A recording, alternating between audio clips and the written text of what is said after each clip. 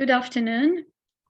The National Conference of Cultural Managers is the most important national conference held in our institute and is organized annually since 2014 as a platform for consultation and dialogue, which has become an opportunity to meet and exchange best practices for managers of public cultural institution, cultural management specialists, and representative of different bodies and authorities. The theme of this year, repositioning cultural management research, strategy, innovation, highlights the most important aspects that contribute to the development of cultural managers, especially in the context of the new coordinate imposed by the pandemic. The conference program addresses cultural management as an innovative process internationally, as an essential component in the development of national cultural policies and strategies. Our guest speakers are invited to this dialogue session dedicated to methods, techniques, and programs successfully implemented internationally, and whose results reflect significant progress in terms of innovation and development. As for Romania, even after promoting a law for management of public cultural institution, and which was adopted in 2008, there are no significant steps done in terms of development and innovation on this subject. The law was meant to regulate the management, administration, and superintendence of the public structures, regardless of their type. But this law has a major impact in terms of depoliticizing and making more professionals managers. So we put an accent on transparency and try to transform former directors appointed by the politicians into managers. Apparently we didn't succeed because the law is partially hated by the professionals and the authorities. So we are in front of a big challenge to discuss if we want to change this management law or we want to keep it. Our guest speakers will, I will introduce our guest speakers now. Andrew Ormston is a director of Wylie project. Did I say well?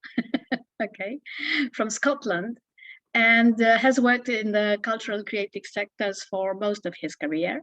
He was director of culture in Birmingham, and he was a consultant for European Commission, chair of cinema and all board members in Queen's Hall, Concert Hall, and Scotland's Regeneration Network.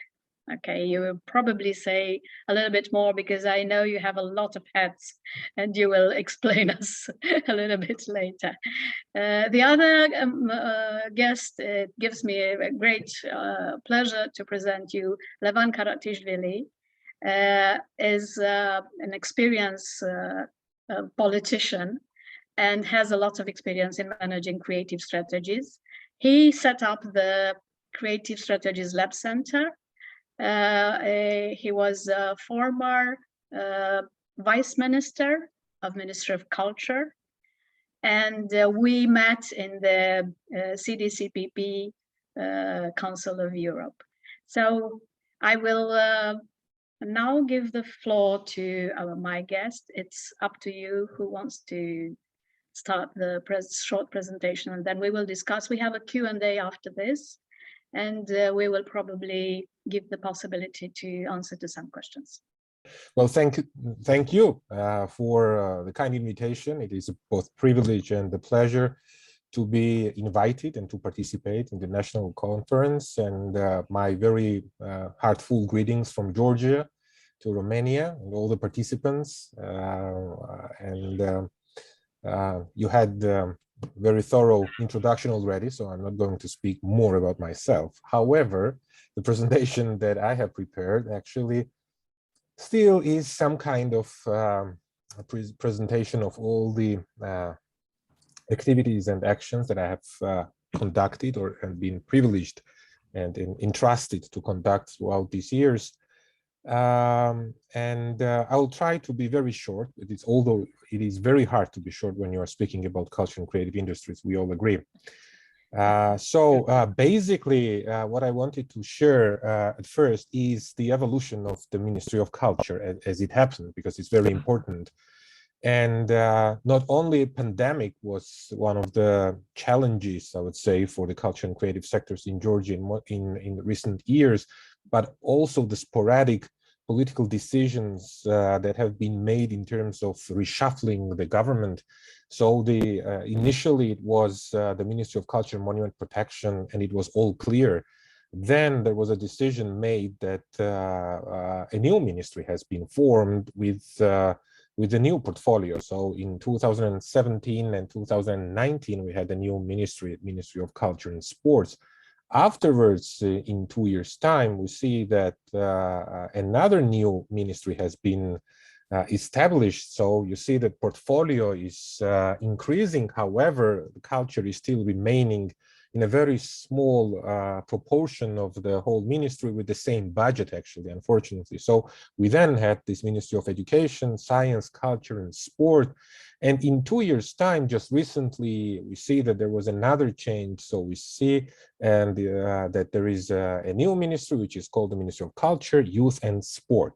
So still, it is a very diverse ministry, and still, unfortunately, the cultural aspect of this ministry is suffering from all these changes. And additionally to this, the pandemic has actually caused a lot of troubles for the ministry, and especially for the culture and creative sectors. And in terms of the challenges, I would say that no matter that we are now in a new era of the pandemic, still these challenges are very much similar to those that we had even before, during the pandemic as well. So what we basically see in Georgia nowadays, and despite the fact that we have a cultural strategy adopted in 2016, and I will be speaking about this shortly, that we have the lack of statistical or any other data in culture and creative sectors. And that causes a general lack of awareness and understanding of this transversal role and transversal value of cultural and creative sectors in Georgia. And apparently, this is the reason why there is a low perception of creative industries in the country, very high dependency on the state funding. And here we see that even though we saw this evolution of the ministry, we see that the trend that the funding of culture in Georgia is still very much centralized is very clear, unfortunately. And we don't have any cultural fund, any cultural endowment fund. So this means that all the decisions in terms of what kind of cultural project should be financed are made by the minister and the ministry. And another important challenge that we are facing nowadays is appearance of culture and creativity on all levels of education. And we don't see that it is well presented and well integrated in all levels of education, I'm afraid. And that is the reason that culture is poorly integrated into other policy areas. And I will remember one very important fact, that back in 2015, when we started to work on the elaboration of the cultural strategy, the government has adopted a document that was called Country Sustainable Economic Development Strategy. And in that document, that actually made a clear vision of where Georgia saw itself in 10 years' time in terms of the economic development. The only place in that very document where you could see culture was in the English version, English translation, word agriculture. So it means that basically the understanding of the local authorities and national authorities in regards to what culture is still, they very limited, I'm afraid. And due to the fact, despite what has been done before, we still see that there is a very exquisite need for evidence-based policy, so that it helps to link objectives with observable achievements. An important aspect is definitely transparency, that the factual statements about what has happened on the ground are well presented. The benchmarks that agreed milestones on which all the agencies can agree, and it's not only benchmarks that are perceived by the Ministry of Culture or the sector only. The results that the communities can see what has been achieved actually, so there is a track of the progress of implementing the national strategy document. And also very important question, where we are. So a broad map of the situation or the situational analysis of culture in the country is very much needed. And definitely which will help to answer the question and agreeing what culture really is. And that is why it's very important that culture is linked between the institutions, the government, the national agencies, and that it has the functions are well presented and showcased. The value of culture in economy, in education, in tourism, media, sport, etc. I strongly believe that it is now time to, in a way, to change the way we understand and perceive the role of culture, because if before, and very often the decision makers in the government has been bombarded with the question, okay, what can we do for culture? How we can support culture, assist culture, help culture? So basically culture now and the cultural sector has put themselves in a position where we consider that we need help, constant assistance, nurturing. And I truly believe that now it is time that we definitely can ask a question in a different way. What can culture do to help the other sectors, for instance, the economy, the social challenges, other societal challenges they are. And so, because we have so many evidences, so many arguments that culture really matters and culture has this spillover effect. And that's why in 2021, when I saw another sporadic change of the ministry, and it has been already for 10 years that I have been working in the capacity of the deputy minister. And frankly speaking, I was no longer surprised, and I was, sorry to say, fed up with all these changes. And that's why I made a decision to leave the ministry, and straight away, just on the very second day I left the ministry, I have established a company, Creative Strategies Lab, with an idea, of course, to continue the work that I have been doing to support culture and creative sectors, and in a way to feel that I have more flexibility to experiment, to initiate some interesting projects. So this, I would say that Creative Strategies Lab was born in era of pandemic. So, and this is, as I said, yet a very small company with an objective to provide both public and private organizations with innovative and knowledge-based solutions in strategic management and project implementation. We have our partner institutions like Creativity Lab from Estonia, Culture Venture from Malta, CARE, the European Affairs from Brussels. We are the members of Cultural Policy Designers Network and also the network of Be Creative. And obviously, the main focus of our activities is strategy and advisory and policy development, project and business plan development and writing, conducting studies, evaluations, reports, and analytics, and offering trainings and assisting in organizing the conferences. In terms of the experience, I basically connect the experience of this company with my own experience, as I have been working for the culture and creative sector. So I was the one who was responsible in coordinating and facilitating the elaboration of the first ever cultural strategy document in Georgia. and also its action plans, and together with the Creative Georgia roadmap. And basically, this is the document that speaks about the development of the creative industries in Georgia. And starting from this very moment, I have been actively involved in different types of ministries, as we all saw it already. Trying to convince different teams, different ministers in a due course that it's very important to pay relevant attention to the implementation of the already adopted strategy, that this is the document that is not put on the shelf, but it's actually a vibrant document that will be helpful and will be monitored annually to assess the progress.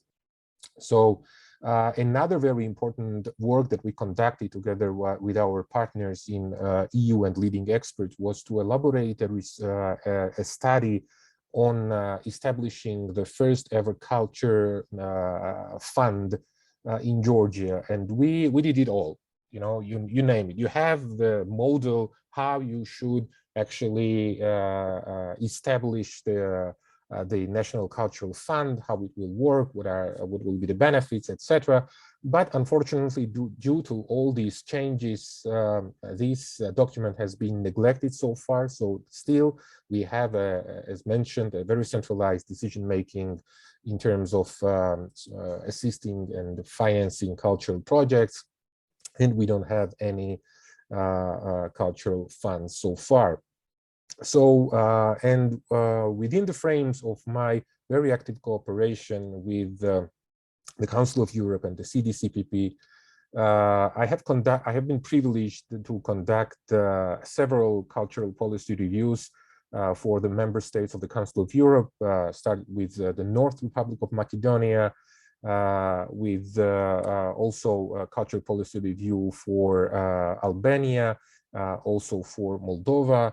And I've been involved not in the frames of the CDCPP, assisting the Ministry of Culture of Ukraine as well in elaborating the first cultural strategy document. So basically, it was still sharing the Georgian successful case of elaborating the strategy document, as it was assessed as one of the historic processes which took us 2 years, and it was it has received several awards of being most inclusive and transparent process ever conducted in Georgia to elaborate a document, any national document. So, from that very moment when we already had the national strategy, we tried to initiate some actions in order to gather as much data and as much statistics as possible. However, we were not very much successful, again, because of the sporadic changes within the ministry and different priorities. Basically, so but we have established a set of indicators highlighting how culture contributes to development of the development at the national level. So we had very interesting figures. However, it was not consistent, so this data is not very much useful nowadays. We have been asked to prepare the study for the Council of Europe on the implementation of the Faro Convention, and also assisted the Council of Europe, and in particular the CDCPP, to organize the third regional seminar of the Faro Convention in Georgia. And then again, as I was one of the founders and initiators of the institution called Creative Georgia, which is an organization that is that was set up with an objective to support culture and creative industries. We have been lucky to receive the project financed by European Union and UNESCO to implement the project, which was called Designing a Creative Cluster Ecosystem in Georgia. Basically, I'm not going to speak a lot of these experiences. As if interested, I will definitely share this presentation to you. And as you see, a lot has been done. This is the chart which briefly explains what was the progress that we've achieved in these recent years. So I've talked about the strategy, the action plan that has been adopted and is become compulsory for every public institution to comply with it. The action plan, the action plan, the creation of the Creative Georgia institution, the roadmap for developing creative industries. And also Georgia was one of the first countries from the Eastern Partnership to join the European Union Creative Europe program. And we worked very hard to achieve this, and we worked very hard in order to increase the number of the successful projects that were supported by Creative Europe. Now we have at least 30 projects that have been supported in Georgia by Creative Europe program, which is very impressive for Georgia. So we created an alternative to the centralized government funding, so that now civil society organizations have believe more in their capacities to compete on European agenda and to be able to attract financing from organizations like the EU and from Creative Europe program. And then we initiated and organized several international forums in order to showcase the potential of culture and creativity in Georgia, in the Eastern Partnership countries, in Caucasus. The first forum was organized in 2016 with the title, The Roadmap for Creative Georgia, the Culture and Creativity for Innovation and Development. Another conference that was organized in 2018 was Turning the Capital Tbilisi into Creative Hub, Designing Culture and Creative Ecosystem for City Development. And the latest and the last one, I'm afraid, the forum that has been organized on the cultural issues was the International Cultural Forum, Connecting Cultures, Shaping a Creative Future for Georgia and Europe. So these were the large-scale forums that we have organized and that were very, very successful. However, this tendency has not continued due to the fact as well, because of the pandemic, but still because of these sporadic changes with the ministry, we see that the focus or the interest on culture has been lost in all these changes. And I think that now very slowly the ministry is trying to realize that there's so much has to be done.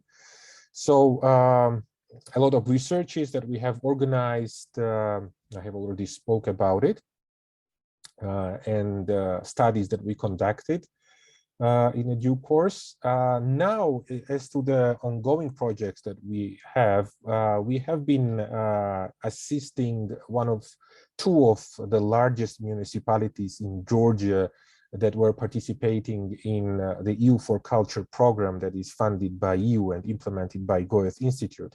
And out of 11 municipalities that have been participating, both of these municipalities have already received grants to draft their own culture strategy documents along with their action plans. So this will be very first time that the Georgian municipalities will be drafting their own cultural development strategies. And we are the authors of these projects, and we are assisting both of these municipalities to come up with the strategy documents. So we only have 6 months to launch a very transparent, very inclusive process of engaging local communities in drafting the first ever municipality culture development strategy documents.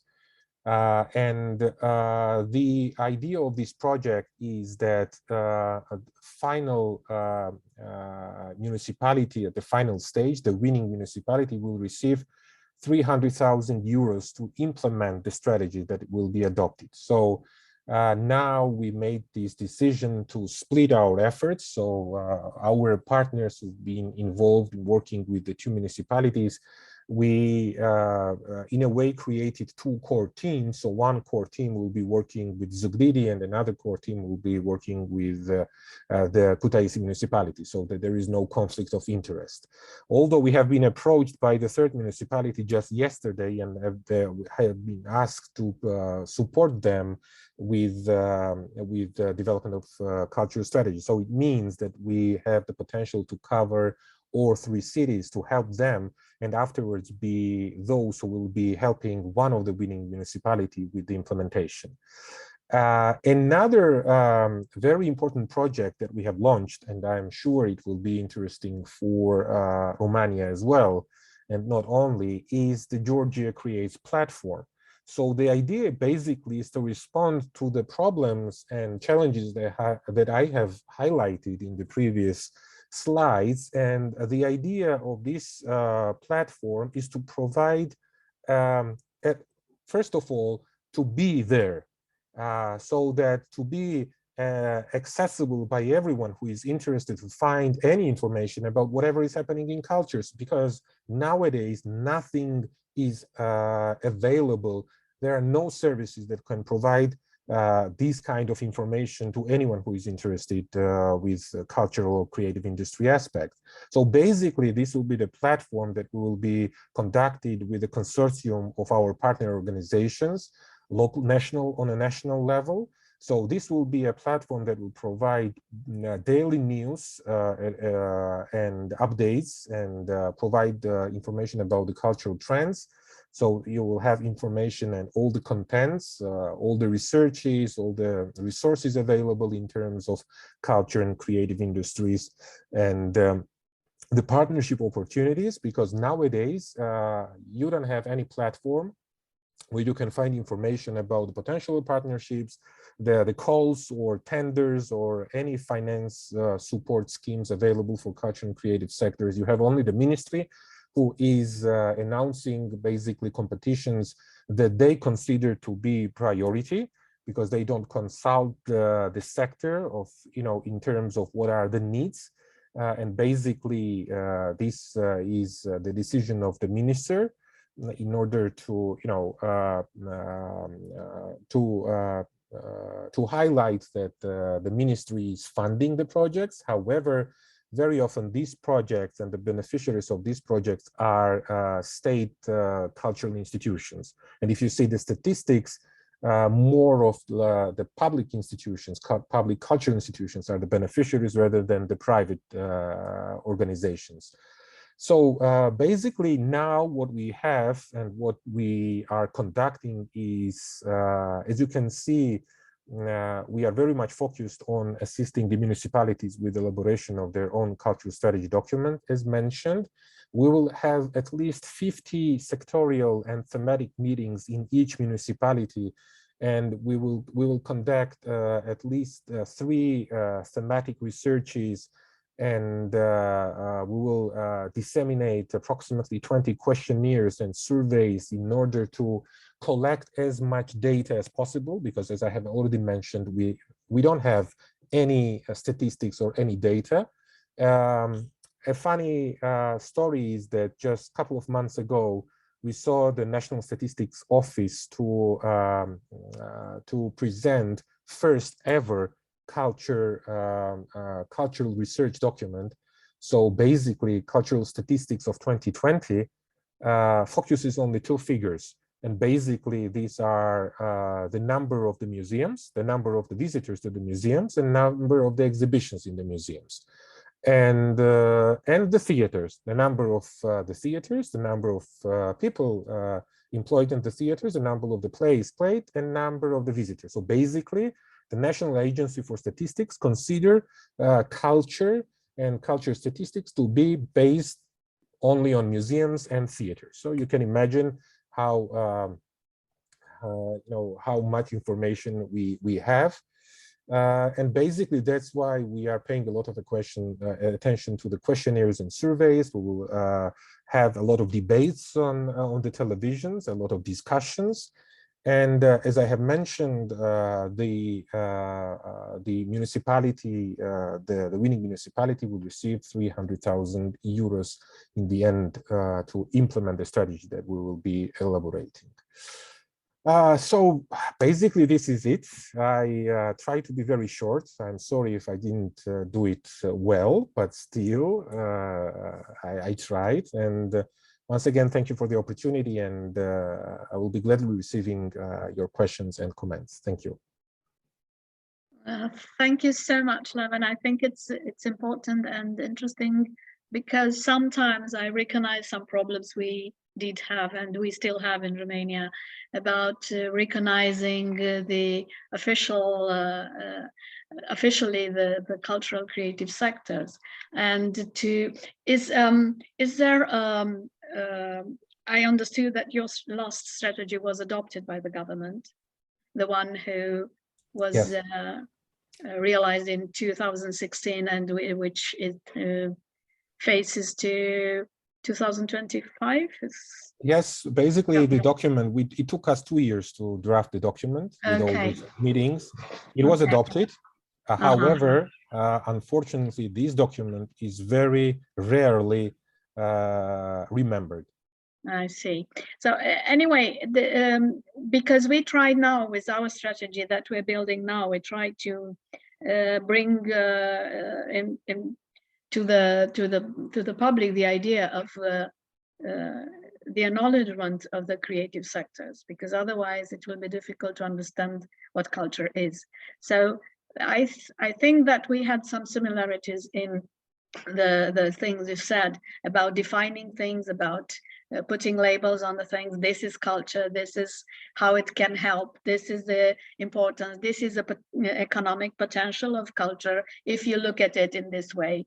So there are a lot of similarities. Speaking about cultural management, is it do you have a school that is training managers, cultural managers, or university degree for this profession? Yes, we have, I would say, only 2 or 3 high education universities that provide the bachelor degree on the cultural management. But basically, I'm afraid that the programs, the academic programs, are very old-fashioned, and in many occasions you don't see any terms similar to creative industries or creative entrepreneurship or culture entrepreneurship, basically. So this is still a very old-fashioned cultural management programs that definitely need to be updated and reshuffled in order to be relevant and adequate. But is there a large number, a big number of public entities that needs manager? Yes, because definitely yes, because now you see that there is a demand. In most of the cases, even the private organizations have a problem with many aspects of their work. Not only the public institutions need the managers and the leadership as well, because in most of the cases, what you have mentioned in the introduction, that you know, you have challenges in terms of who is leading the public institutions. For instance, we have the same problem here, and basically in the law that is regulating the functions of legal entities of public law. So they are called the legal entities of public law in the Georgian legislation terminology. These are institutions that the minister appoints the head of this institution, and they don't expire. So it means that basically they don't have this expiration period. They can be there for as long as the minister decides you know, to have this person leading the institution. So by this new strategy, we have started to reform these as well, so that we put that they have like 4-year cycle. So after 4 years, they have to present the new strategy for development for the institution and to prove that they were successful, that from many aspects. and then the minister could make the decision either to prolong the contract or not. But still, you don't have these cases, and unfortunately, and this is why the changes are very much needed. However, if you don't have individuals with relevant skills, then by the end of the day, you end up selecting persons basically only on if you trust them. Yeah, we have a selection here on, based on competition between managers, but we still lack the there are not so many university programs that are training cultural managers. So apart from a few universities, art universities that are having this kind of special programs, the others are not training cultural managers. So in fact, although we do have a law stating that all the public institutions should have managers not appointed politically, but selected through competition, we don't have the people who, the artists that we need. So we think, and our approach was that a cultural manager should be an artist and a manager, not first a manager and then probably someone who likes art or who loves art. So it's a difficult approach, and probably that's why artists and cultural specialists didn't like that much this law. But it's interesting to see how other people decided to deal with this problem, because after all, if you don't have management, it's difficult to position any organization, not only a cultural one. Exactly, and you mentioned the art institution. We have the same, and we have these programs in art institutions especially. However, we have another problem with the art institutions. They are not integrated into the higher education system, so it means that in most of the cases the students when they graduate from the university are stayed unemployed. So the ratio and statistics of those students who are working, who are studying at the art universities, I think that at least 50% of these students are unemployed afterwards. So it means, because the numbers are, the universities didn't make the changes, so it means that they accept as much students as possible, because it is the voucher funding, it is attached to them, and they don't pay much attention to the quality, so they pay more attention to the quantity rather than the quality. And we all understand that in terms of art education, this is absolutely a different dimension. You need absolutely different. It's a different way to do this, because if you can't accept a lot of people, you just have to take the talented ones. Exactly. So this is not a number that, I mean, you're not judging art by number. Yeah. So yeah, I fully understand, and it's quite similar here. But we do have some people graduating who will probably spread out in the country. The problem is in Romania is that they tend to remain in the big cities, and the big cities are crowded, and they already have a lot of people who are employees, and unfortunately their contracts are for life. So this is one of the main problems in the Romanian culture, because institutions are fully packed with people who are not getting out, who are not retiring, who are not changing jobs, and the young generation has no place where to be hired. So it will be a problem in a short time. It is already going, and they try to develop some entrepreneurial things, and to make some startups and to cultural creative sectors, but they need recognition. So in a way, it is similar. Is there a policy for a young generation of for young students that helps them to integrate or to develop their own? Yes, business? we have a national policy on youth And this document is brilliant when you read it. The problem is that it's not implemented. And and this is the reason, due to the fact as well that youth was one of the sectors that has been traveling from one ministry to another ministry as well, together with the culture.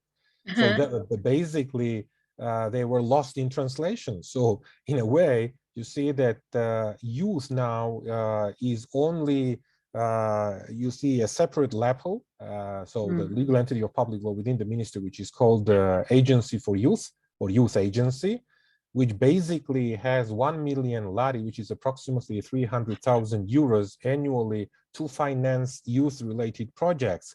And we haven't seen these calls for 2 years already. Okay, somebody would say that this is due to the pandemic, but still, you know, it doesn't mean that you shouldn't have any actions or activities. And funding is not the only priority for youth. Youth integration is one of the most important aspects, so that you work on a policy level to integrate youth-related aspects and youth into all levels of, I would say, public institutions and public policy, because this is the document that has been adopted by the government very similarly to the strategy document for culture. So you basically have documents, but unfortunately, you have good documents, but then again, you fail with the instruments and schemes to monitor the progress and in a way to adapt the documents, because basically what you see is that you have documents that have been adopted. You don't have any practice of seeing any changes in the document because of making it more relevant or adequate to the new challenges, similar like for challenges that the pandemic has created. Yeah, well, I think that there are some other more things to discuss in terms of, you know, making a comparison between countries, because you already have the experience of other strategies that you were in contact with. And we've seen, if I remember, the example of North Macedonia, where we have seen a document which was quite well done at the surface, but behind that, when we went and they met actually professionals, they all said that it was not implemented. So this is a risk with a very well done document about policies and strategies, that they are not implemented or not adopted or not really efficient. So do you think there is a solution for that? Do you have Yes, well, an idea? Well, I think that yes. I think that one of the solutions that we had, or we had this idea that unfortunately was not then supported by the minister. However, we had this, as we thought it would be a very successful solution to this problem, so that basically when you have a strategy or a policy document which is adopted by the government, and we all understand that this is compulsory. Okay, so basically, how do you follow this? On one hand, you have to have an action plan, and this, and you have to have a dedicated team working within the ministry to follow the action plan, to basically bombard other public institutions, other ministries, and inquire information about the implementation of the strategy. I will remember the case, for instance, when we were in the process of elaborating the strategy, and it will make my suggestion even more clear, that I was the member as deputy minister of 35 commissions. So 35 commissions that were basically established by the government on different themes, different topics, starting from energy, ending with the climate change, whatever, 35 commissions. And I basically, I had every month, I had like at least one commission per day to attend. So at the end of each meeting, I stood up and asked the question, okay, basically you have discussed every aspect connected with the topic. So can you answer my question? Where is the role of culture here? You know, why am I the member of this commission anyway? You know, and it was of course, it was silence. Nobody expected somebody from the Ministry of Culture to raise their hand during this kind of a meeting or even ask the question, you know, and then, you know, it helped us to work in a way that people heard about this document, you know, very often during these commissions, and we sent out these letters asking them to provide the information about how they implemented the document that's been adopted by the government. Although another idea that I was mentioning that we had was that to put culture and creative sector in the policy documents of the different ministries as well. So basically, when we had so it did help to get involved into this, so many commissions. Yes, yes. However, due to these changes, then unfortunately it was impossible to track the work of all the ministries and their policy work. And unfortunately, we didn't manage to work systematically and consistently with the ministries in order to put culture and creativity in their own policy areas. However, I think that this is the solution to cooperate with those who are not maybe directly, but indirectly connected with the culture and creative sectors. And basically, collecting information and evidences is very much important to respond to the question how culture can contribute, because basically they expect from the culture and creative sectors to be culturally creative and innovative. So we have to be creative and innovative by providing our own evidences and arguments, figures, data, statistics, etc., to support the arguments that we are trying to, you know, develop and enhance in our own strategies. And I think this is another solution, you know, to gather all this information, because in this case, numbers are very important, and these numbers influence those who are the decision makers. And we all understand that by the end of the day, money or financial resources are the indicator of how any sector is perceived and considered. And so those who are in the ministries of finance, ministries of economy, definitely need to have the statistics and data showed to them so that they understand that this is an investment, not a waste of money. Yeah. Well, thank you so much, Levan. It was very, very inspiring. If we move it in another area, geographic area, I would like to invite Andrew Ormston to tell us a little bit about how things are going in Scotland, especially in this period of time when a lot of things happened. Well, thank you, Carmen. Firstly, I must say I'm told my connection is a bit unstable, so if I freeze up, I only pray that I don't freeze up with an embarrassing expression. And could I also just make a comment on the discussion you've just had, because I thought it was very interesting. Just two quick comments. I mean, one is you know, from a consultant's perspective, you know, there's nothing a consultant hates more than a report that they worked on being on a shelf and nothing being done about it. So, and you know, there's lots of ways to tackle that, but certainly one of the things that I've always favored is sort of brokering with the stakeholders as you produce the report. So you're not just going into a room with stakeholders and consulting them in a passive way, you're actually doing it actively in terms of trying to almost negotiate deals or approaches with them as you're doing the consultation on a report. I've always found quite effective. But I think one of the things for commissioners of reports is very important is that they trust the consultants and the people doing reports to have those discussions. Because when commissioners try and limit the discussions too much, the consultants or people making reports can have, then the report becomes too academic, it becomes too dry, and its chances of having traction are much reduced. So that's one comment on that. And then I also wanted to make a slight comment about the very interesting discussion about management training. Obviously, the situation is very different in Scotland. We've got quite a few universities doing various types of management training for the sector. You know, we have Queen Margaret University, where I used to teach, where we do general management training for the arts and culture.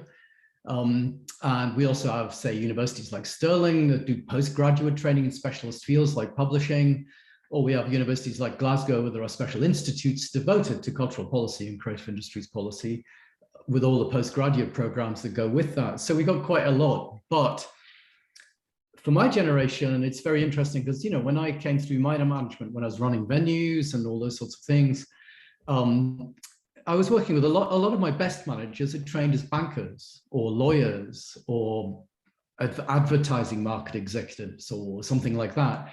And, you know, it was before the days of a lot of specialist arts management training. And there was a challenge about sort of how do you equip those people to be fantastic arts managers, and that still exists. I think we still have a challenge about also thinking about people coming in from different professional backgrounds into the arts, and vice versa. In my view, I think there should be no reason when we train arts managers, we don't also think about how they might move into other sectors as well, because we work in a volatile sector. It contracts and it expands. So I think there are issues around that as well. So I just wanted to put in my 2 pennyworth on those before I kick off.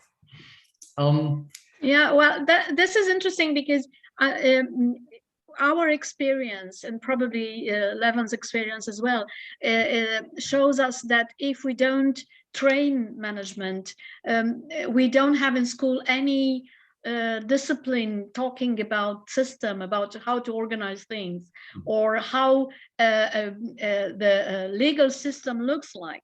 So you need a special training in order to lead an organization of any kind.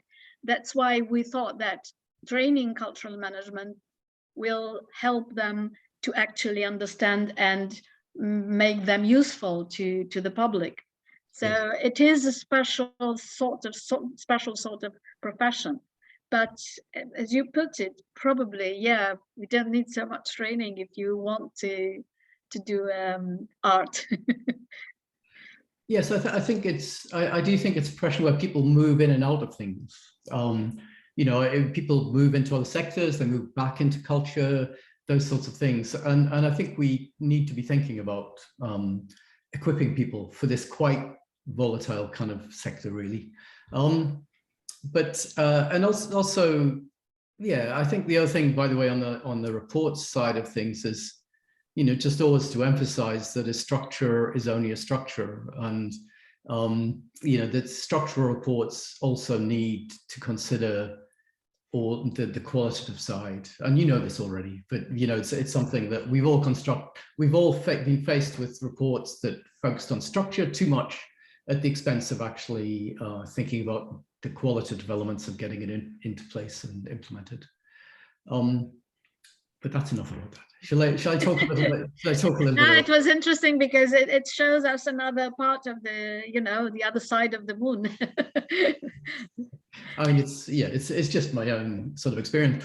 But the you know, you mentioned when you introduced me that I sort of have a lot of hats, and I guess that's the same as a lot of people working in the sector. You know, we all seem to have lots of plates spinning, and we have lots of hats to wear. You know, it's kind of the way the sector works. But I suppose one thing that's been consistent in my career is that a lot of it has been devoted to trying to join things together, to stitch things together. Whether, you know, in the public sector, when I worked there, I was trying to stitch together culture with creative industries, with regeneration, with education, with health, you know, all of these other themes. You know, when I was running venues, obviously I was trying to connect audiences with artists, you know. And then as a consultant, you're trying to connect up, you know, you're often trying to connect up subsectors, actually. I mean, you might be trying to make connections between heritage and the arts, or between film and arts, or, you know, it's often a lot about intersectoral, cross-sectoral sort of issues. So I guess it's no surprise that when it comes to the theme here that I'm sort of looking at, which is to do with, let me see if this will work. The theme of sort of recovery from the pandemic, thinking about tackling the environmental challenge and climate change, that I'm kind of coming from that perspective of wanting to join things together. And I guess it's no surprise that I see a very strong correlation between the challenges resulting from climate change and tackling that and from the pandemic. In fact, it's almost to me as if there was, there's some kind of 21st century ring cycle at work here, where some kind of epic like that, where it's almost like the pandemic was created to show people how to tackle climate change. Unfortunately, it looks like, yeah. Yes. So I think the answers, a lot of the answers to this, when it comes to these issues, lie in how we apply our values to our lives and to our work. I do think with these challenges, I've found over the last 2 years that the professional is personal. And, in a way, the personal is still political when it comes to a lot of these challenges. I love this title. I will borrow it for a session. It's a very nice, well to put.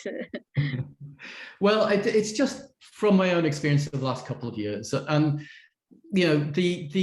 this was the person, this statue, this Henry Moore statue is very close to where I live. During the lockdown, this was the person that kept me sane a bit.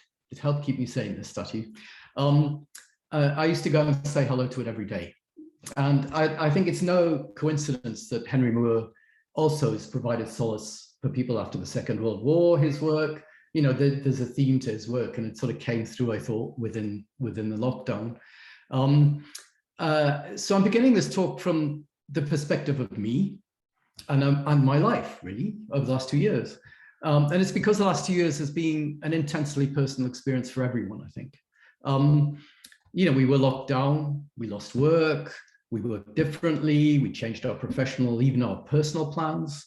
We reshaped our homes into offices a bit. We couldn't see loved ones. We couldn't see loved culture. We worried about friends and relatives who became sick.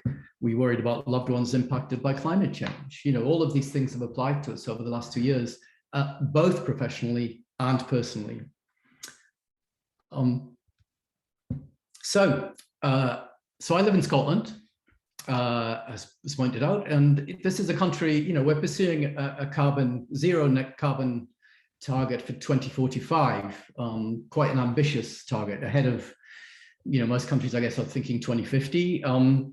And we've got a head start because, almost all of our energy comes from renewables now. I think it was about 93% last year of renewables delivered to our energy needs.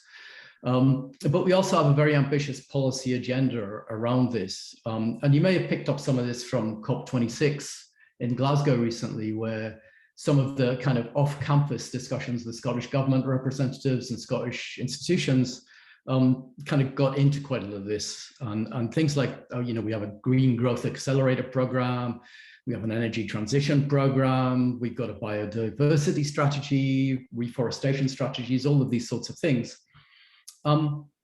There's quite a big challenge really in terms of how the cultural sector responds to that. And that recommendation slide, this recommendation came from a recent Scottish Government commissioned report on recovering from the pandemic. I thought it was important because it's something that sort of characterizes what we're up to, which is actually trying to make sure this is an improved world that we're recovering into, not just a return to the old world. This is something that characterizes a lot of what we're up to. The question is, how do we do it? And how do we respond to these kind of policy agendas? And I think it's quite important because, the cultural sector talks a lot about creativity, but it can be remarkably change averse as a sector.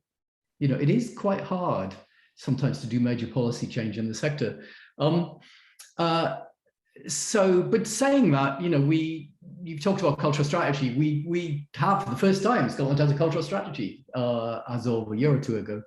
I think it hit the stocks just as the pandemic struck. That's proving to be very useful because it has quite a big focus on things like inclusion, which is relevant to the pandemic, And it has quite a big focus on things like climate change and environmental responsibilities. So all of this is proving very useful.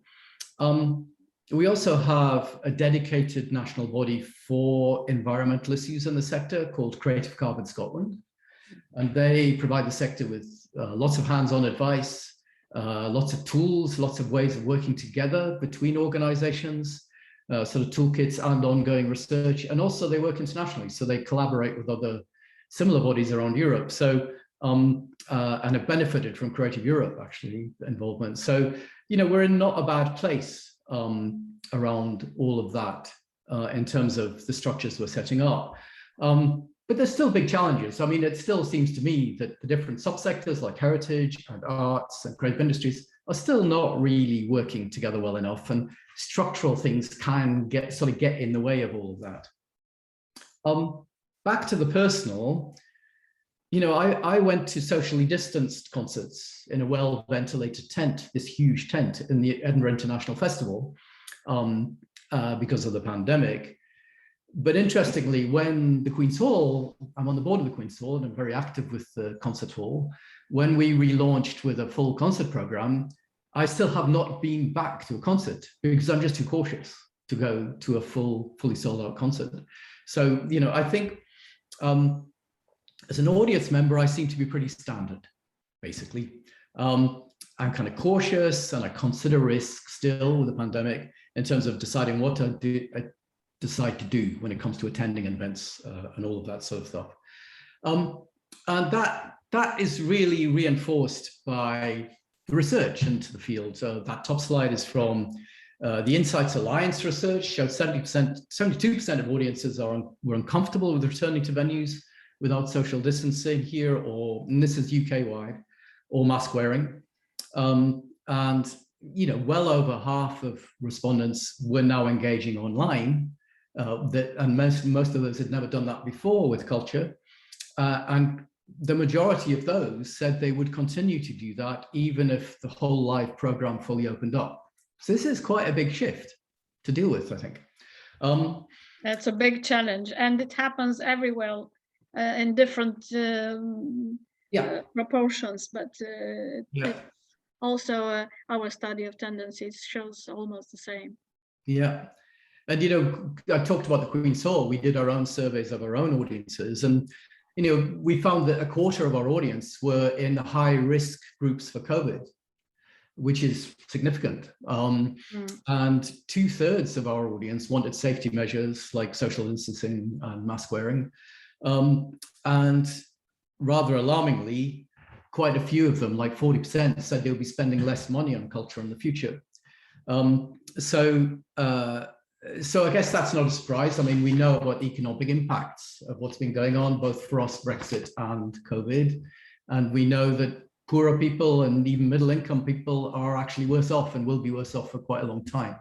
So that is going to be a challenge for the sector, I think, in terms of responding. This bottom DMA thing referenced on this slide, this study, focused on music venues and clubs across Europe. And, you know, they just showed the scale of the problem. They identify that there'd been 141 million less audience visits to music venues and clubs during the pandemic, and a 66% overall reduction in income. So, you know, it gives the kind of scale of the challenge we're dealing with. Closer to home, a neighbouring city to where I live in Edinburgh, Dundee, they have a cultural recovery project which is dedicated to recovering from the pandemic. And they did some research and they found that 21% reduction in jobs in the sector, in the city, in the cultural sector in the city, have arisen over the last year or so. And most of those jobs lost were actually freelance jobs, because there weren't really the same kind of good measures in place to protect those jobs. And also volunteering levels in culture halved over that same year. So it has a massive impact. And the figure that really struck me in that research was that outreach and education activity fell by 83%. So massive impact on those kind of areas of activity. I'm also pretty standard in Scotland as someone who voted against Brexit.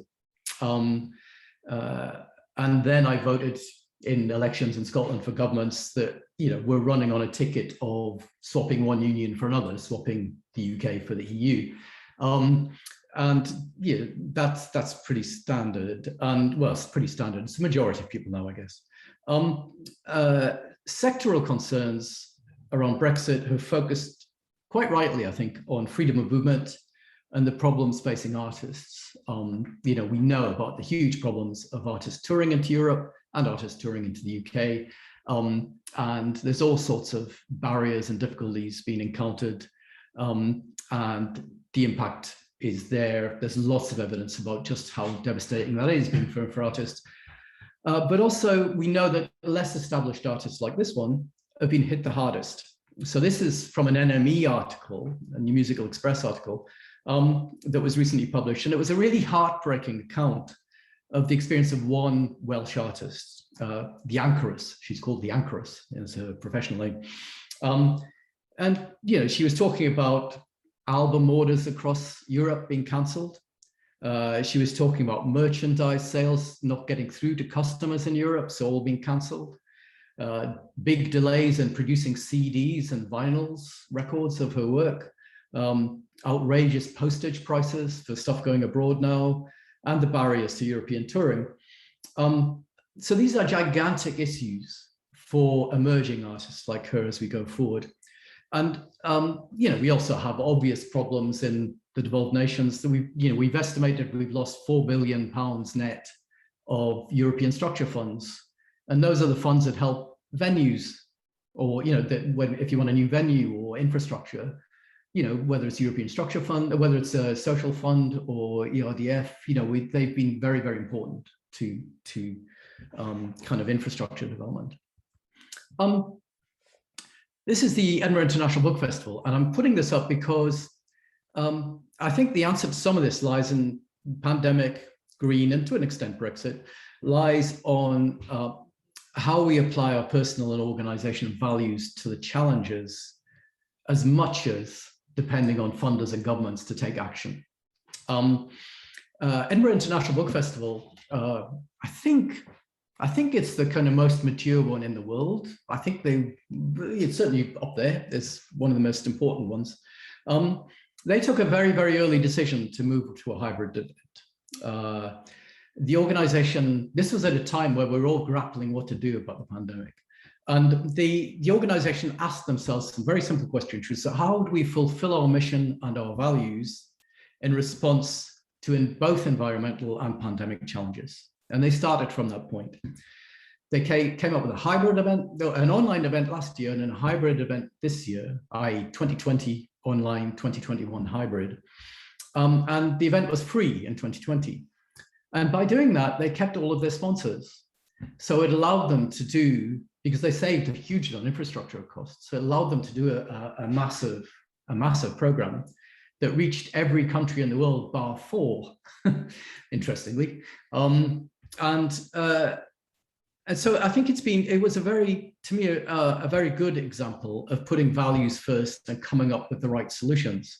And since then, they've actually moved site into a hybrid format that not only gives them resilience for the pandemic and any future pandemics, but actually reduces their carbon footprint and provides them with a really excellent platform for high-quality hybrid delivery. So I think that's an important example, because I don't know about you, but the discussions I've had over the last 2 years around these sorts of issues have all been very polemical. The two opposing camps. I've sat in meetings with boards, in board meetings and in organizational meetings. And, you know, you've had people on the one hand going, we're going to sit out the pandemic and not really do very much. And others sort of saying, well, we're actually going to take this time to reposition our organization and renew our work with communities. You've had people prioritizing audiences and communities, and other people prioritizing the organization. You've also had big discussions about business priorities at these difficult times versus public health priorities or green climate change oriented authorities. These have all been live discussions in management teams and in board meetings over the last 2 years. So these are discussions about values. They're discussions about the personal, really. And every organization has had to resolve them. So I was very delighted that a lot of the organizations I was involved with actually chose to do the proactive route, to actually do something more for their audiences, more for their communities. And this is the Queen's Hall Concert Hall I'd mentioned. Before the pandemic, this had been a really nasty, narrow little corridor with no natural light and absolutely unsafe in a pandemic situation and just terrible anyway. And we've used that to create spaces that not only allow us to do very small scale gigs with local musicians and for community groups, but also allows us to, we repositioned all our toilet provision, for instance, into well-ventilated single-sex provision that makes them much, much safer for audiences and much pleasanter actually at the same time. When it came to, and we've also put in COVID passports very easily and well, and have been seen as a good example of that. Also Berwick Film Festival, I'm on the board of that. We dramatically increased our international reach and content through online editions. And we're now much more connected to filmmakers and film institutes right around the world than we were before. In the case of Scotland's Regeneration Network that I'm on the board of, we've started working very proactively with the Scottish Government on 20-minute neighbourhoods, which is a concept for connecting people to facilities within a 20-minute radius of where they live, which of course is helpful for both the green agenda because of less travel and helpful for COVID because of less travel and having to go to, you can go to smaller spaces, not larger spaces. And Cinema for All, where I'm chair, we're working very, very hard now with community cinemas to tackle climate change. So they're not forgotten about by the larger cinemas and the commercial cinemas. That said, there are big dilemmas in all of this. I think some of the dilemmas that we are all trying to kind of contend with in the sector. The cultural organizations have very limited capacity on the whole. Here, we've seen that capacity threatened more by the impact of COVID. So we've had people self-isolating, going off sick consistently. And we've seen Brexit creating huge labor shortages in the UK right now at every level. That's at high levels of professions, as well as people working in bars or cleaners or whatever. And so these are very big challenges if you're trying to do changes, if you don't have enough people anyway.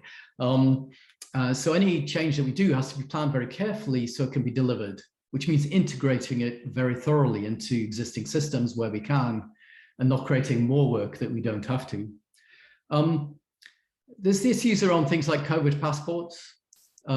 Yes, they help and that they're reducing risk, but at the same time, they also are excluding some people from our audiences, and we're aware of that. There are people that aren't vaccinated, that can't get vaccinated, and all of those things. These are issues we're having to try and take on board. In the UK right now, economists are predicting a winter of stagflation, which basically means higher prices but lower demand, which is a very nasty situation to be in. So that's going to make it doubly difficult for the cultural offer, because in that situation, we are probably going to be pricing, unless we're very, very careful, we're going to be pricing more and more people out of our cultural offer. Already we're seeing higher prices within the cultural offer, and there just isn't the money there for a lot of households to cope with that. I think we've also got the challenges of the online experience. We've all got used to it, things like this, and also looking at opera online or whatever it is. But it is by definition a more two-dimensional experience than live culture, and that's some challenges for us on that. And also live engagement. And I had my first big face-to-face strategy meeting the other week with a board team. And what I was amazed at, we were all rediscovering all the non-verbal communication tricks And we're all learning that we could be conspiratorial again and make deals down the side of the meeting and all that sort of stuff. And of course, with this kind of format, you never had that. You can't conspire with people on a Zoom meeting. You know, you can't read their nonverbals when other people are speaking. So, you know, I think these are things we need to pay attention to as we go forward. And then just lastly on the challenges, I think, you know, temporary fixes that we've put in place for the last couple of years, like outside venues, outside restaurant accommodation, these sorts of things, you know, they can blight public spaces. You know, you can see a reduction in quality of public space through that sort of stuff. They can also be increasing emissions because they could be poor recycling facilities, temporary infrastructure, increased energy requirements. So, you know, there are these sorts of things to take into account. And that's coming to the fore here because we're seeing temporary measures. People now going for planning permission to make them permanent. So they're quite big issues in Edinburgh right now and some of the other cities here. So just to finish off, my view is we need a common approach to these agendas as much as we possibly can. I think whether you're in Scotland or Romania or Belgium, I think it would be very useful if there was a shared green agenda, kind of a shared common approach or common understanding to the operational approaches and standards to work on issues like the carbon footprint of venues. I think the EU obviously has a big role in this potentially to secure that. It would also be great to have, I think, in the sector across Europe, if possible, a common approach and an expectation around our responsibility to public health, and perhaps even wider, our responsibility to our fellow citizens. I think these are increasing, you know, I think what's happened in the last 2 years have made these issues as important as common approaches to technical issues. I think it's something we need to think about. So I'll finish. There's some references if people want them, and I'll now shut up. Well, thank you very much, Andrew. Some of the things are not even questions, are just realities that we need to face.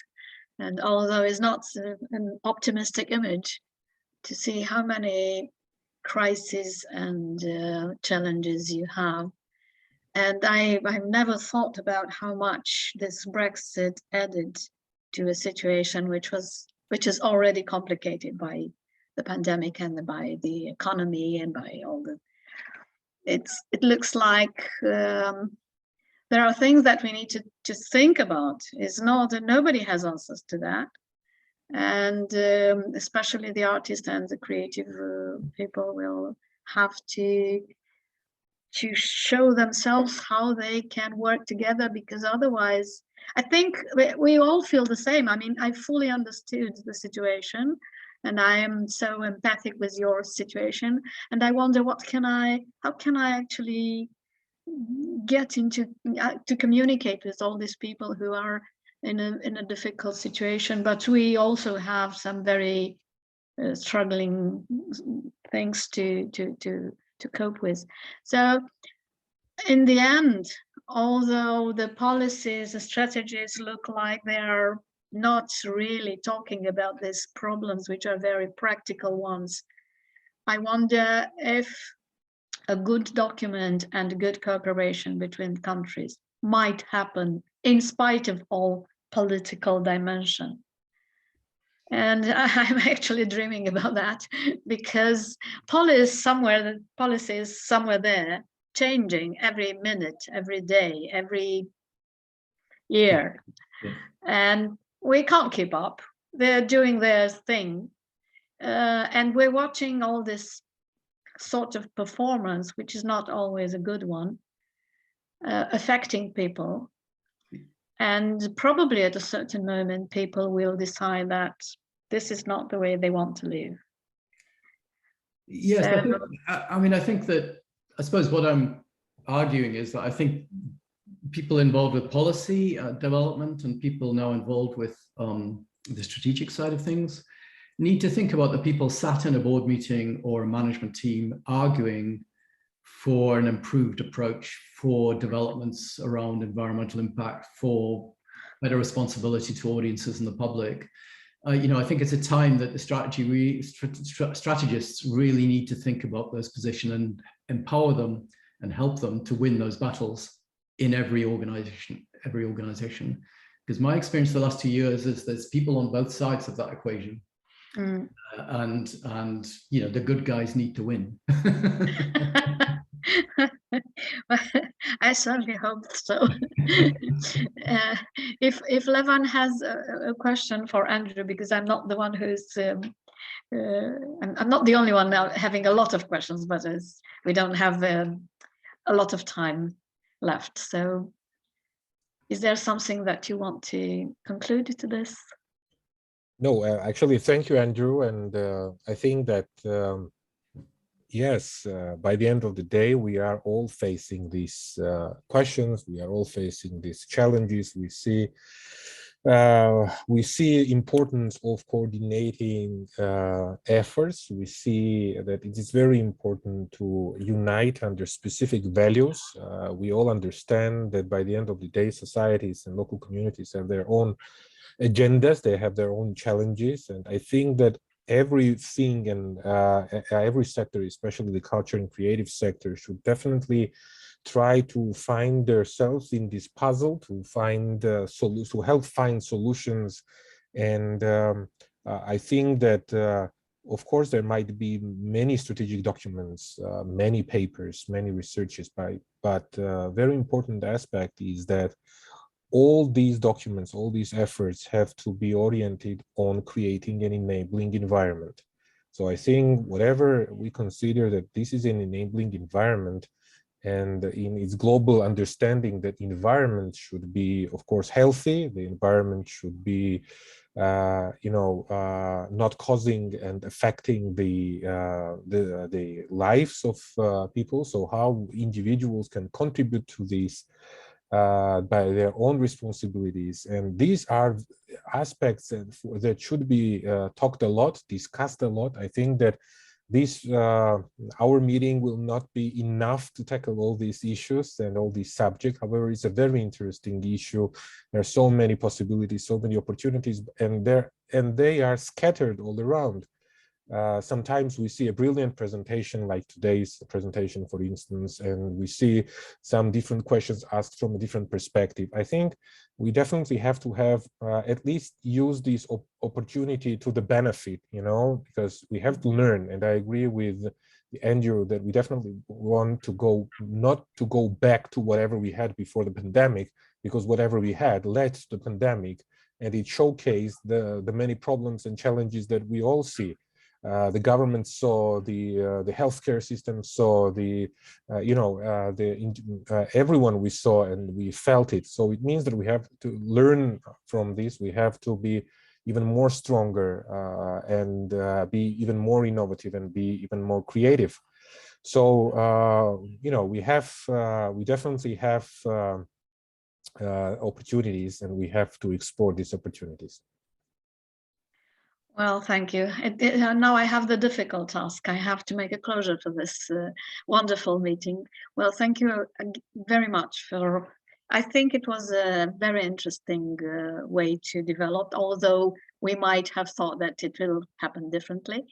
Thank you, Andrew, for the bit of reality that you put into this in our dreams of that documents will probably sort out things. We might face a world where culture will accept that it might be nature, although we were taught that culture is not nature. But now we have to face a new reality. Thank you so much. I think this is not the end of a conversation, it's the beginning of a conversation, and I will try to keep it alive as much as possible. Thank you very much. Thank you. Thank you.